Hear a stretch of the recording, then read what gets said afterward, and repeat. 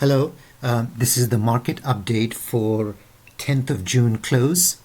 You're looking at the daily chart of S&P 500. So let's see what happened to S&P 500 and what could happen. Obviously, Friday was a continuation from Thursday's selling. The CPI number was very, very strong. So market gapped down and S&P 500 lost almost 3%. So question is, what could happen going forward? Now, there are a couple of possibilities. One possibility is that it forms a W pattern. So it's been falling, it then rose, and then it comes back and tests those and then rise. So that would be the W pattern. The other possibility is that it forms an N pattern. So it's been falling and then it rose and then it falls and sets a new low. So that would be the N pattern. So let's discuss those two possibilities. For the W pattern, the previous low for S&P 500 is the low of this candle, this red candle, which is 3810.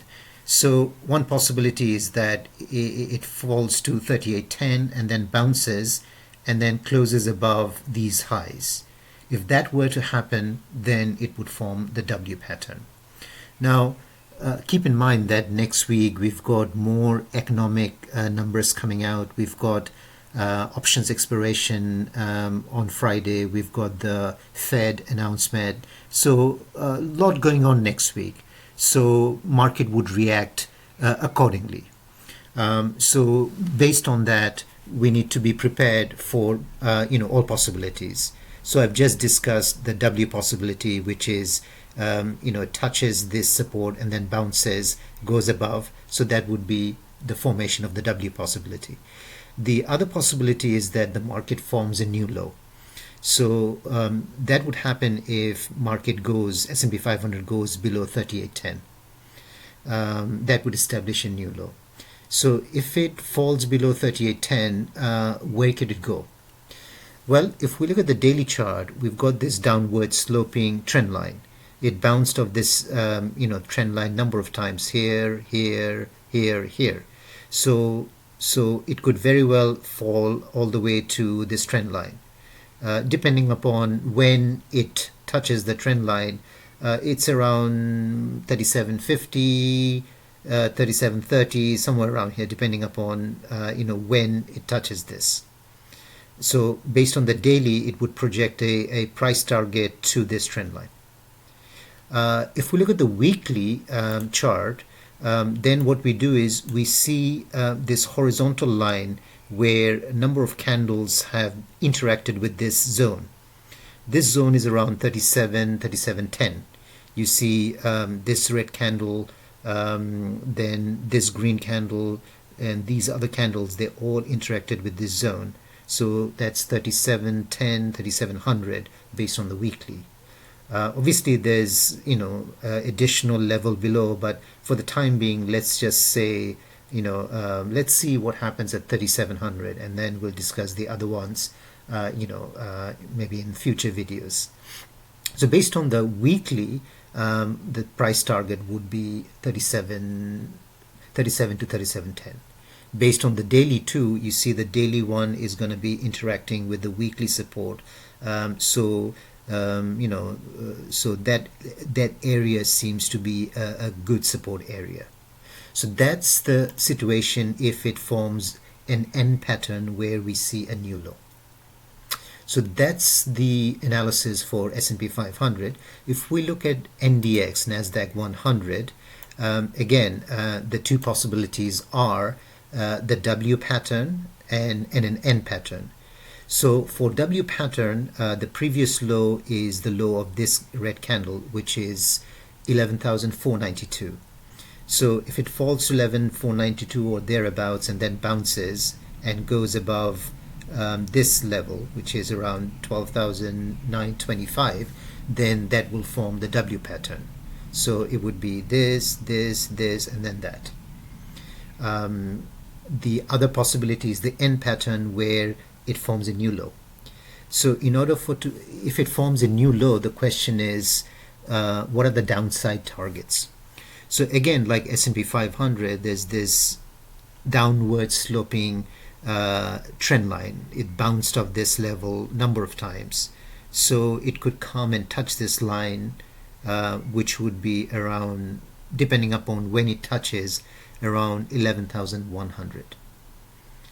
Now, based on the daily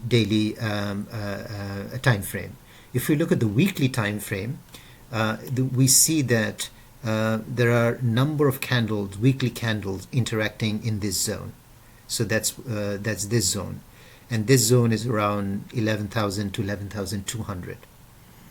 So there's quite a few candles. So there's some support at this level between 11,000, 11,200.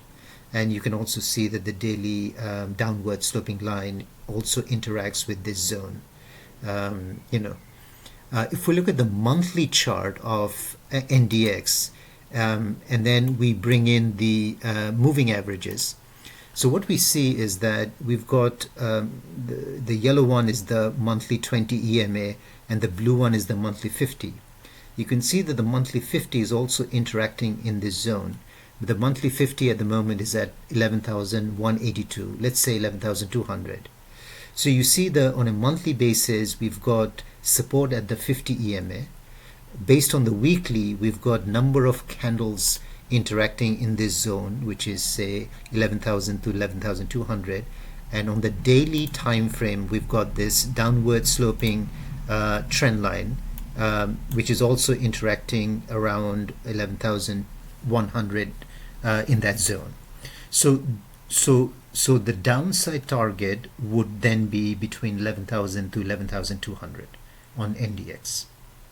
So that's if Nasdaq, falls below 11,492. If Nasdaq falls below 11,492, then this would be the range we would expect Nasdaq to potentially fall to.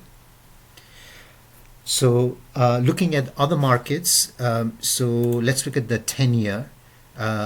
Strong move on Friday, bullish candle. So the question is, if 10-year yield continues to rise, where can it go to? So to do that, maybe we look at the monthly time frame and see whether that provides any insight. So this is the monthly chart, and then if I just zoom out, so we see some support, the previous levels around 325. So you see in 2018 it rose as high as 325. So that would be one area of resistance. If we then look at the this trend line, which connects the highs of 2013 and 2018, it goes a little bit higher, 345, between 340 and 350. So if 10-year continues to rise, 325, it closed at 316. 325 would be the first level, which would bring it to the 2018 level, and then a little bit higher, say 340, 345, if we connect the highs of 2013, 2018, and so forth. So looks like bond yields could rise a little bit more, but then again, we've got a number of reports, Fed announcement coming up, so anything could happen. 10-year could reverse and pull back, or it could continue to rise. If it rises, then those would be the levels. If we look at VIX, just to see what's going on the VIX, so we look at. So this is the daily chart of VIX. As you can see that VIX is trading inside this upward sloping channel. It's making a higher lows, and this low is higher than this low is higher, so it's making a higher low, but it also started making lower highs. So since reaching a high here, this low is this high is lower than this high, this high is lower than this high. So it started to make lower highs, and we've got this trend line. The question is whether it's able to break through this trend line. If so, then it will basically break this sequence of lower highs. But at least for the moment, it's still elevated. It had a strong day on Friday, following Thursday's gain. But overall trend, overall it's still making higher low on a slightly bigger time frame, but on a short-term basis, we see it's making lower highs. So we'll see whether or not it's able to break through this downtrend. If so, then we could be expecting it to go well above 30s. So that's VIX. Let's look at oil quickly because the inflation number came out, and oil plays a major role in the inflation CPI number. The chart is bullish. It's making a series of higher highs and higher lows, but started to form this wedge. So we need to pay attention to this wedge to see which way it breaks. Does it have a upside breakout, or does it break to the downside? If it breaks to the downside, obviously that should be beneficial to the market, and stays down, it should be beneficial. Maybe going forward, that should contribute positively to the CPI numbers, because the oil prices have been going up steadily. If it enters into a downside bias, maybe inflation figures in July and thereafter could benefit.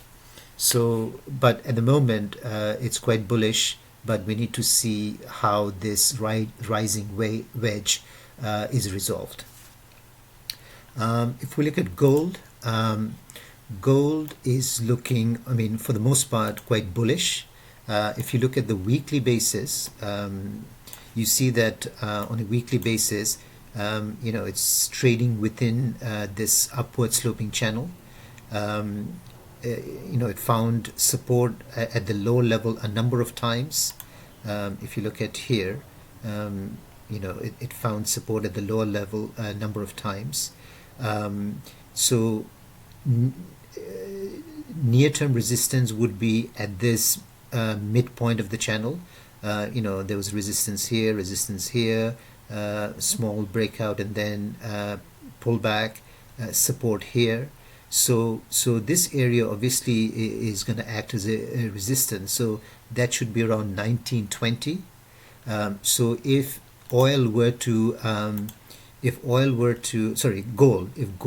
gets through this level, so 1880, if gold is able to get through 1880, then you can expect it to move to around 1920. So this area should act as a resistance. But overall, it's looking positive for gold. So that's all for the update for today. Thank you for watching the video. If you like the video, please press the like button and share the video. Thank you very much.